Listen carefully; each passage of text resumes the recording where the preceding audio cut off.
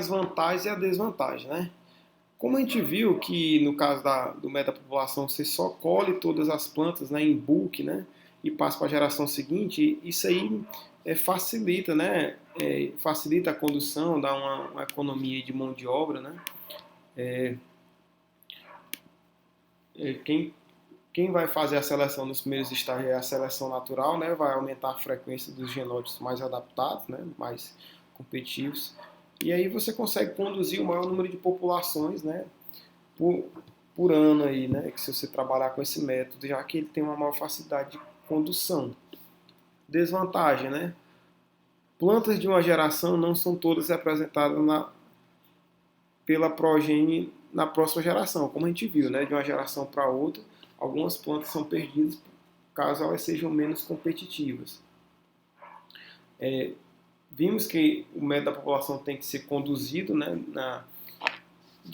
nas condições que a cultivar será lançada, então não é apropriado para caso de vegetação.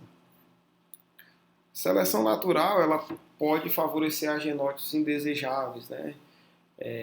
Risco de perda de genótipos, inadequado para espécies cujo produto comercial não são as sementes, né? Então, esses três últimos tópicos aí, né, que tratam, assim, de certo modo, da perda de genótipos, né, menos competitivos, isso aí é uma desvantagem, né? Porque às vezes o genótipo ele até tem alelos favoráveis para uma característica desejável, só que ele não é tão competitivo. E aí esse material ele vai ser perdido, né, no decorrer das gerações.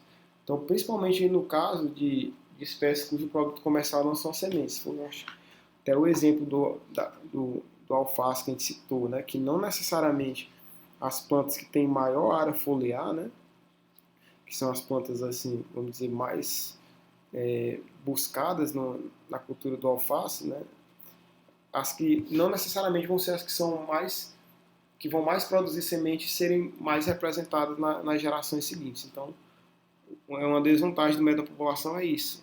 Devido a alguns genótipos não serem tão competitivos, né, eles podem ser perdidos aí no decorrer da condução do método. No caso do método genealógico ou pedigree, qual que é a vantagem?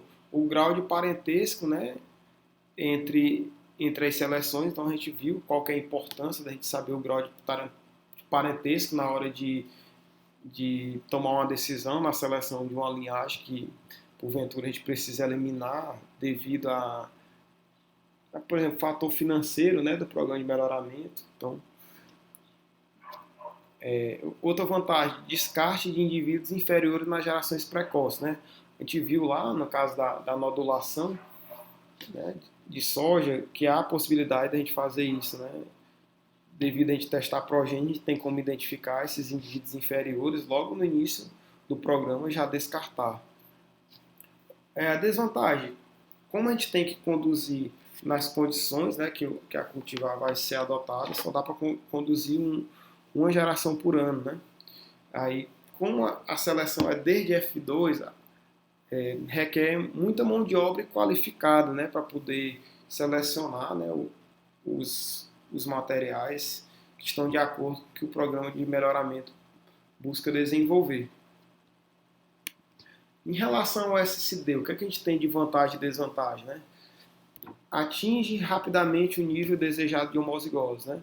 Então, a gente vai selecionando uma única semente, né, passando para a geração seguinte.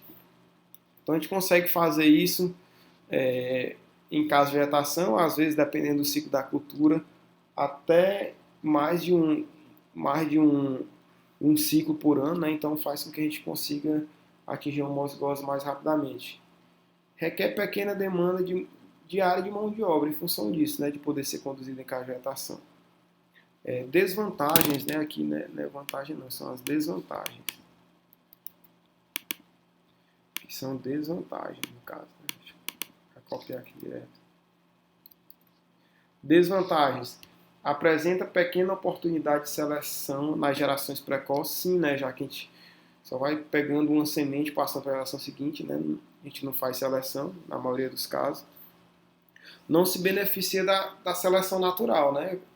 Como eu falei, a gente pode até colocar uma planta em cada vaso, porque a gente não só quer apenas uma semente, né, dessa planta. Então, nesse caso, não há seleção natural e caso em determinado momento ela fosse favorável, né, no caso do SSD, ela não vai atuar, devido ao modo que a gente conduz esse método.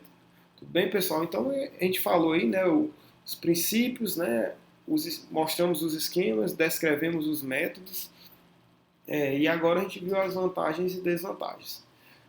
Pessoal, até a próxima aula.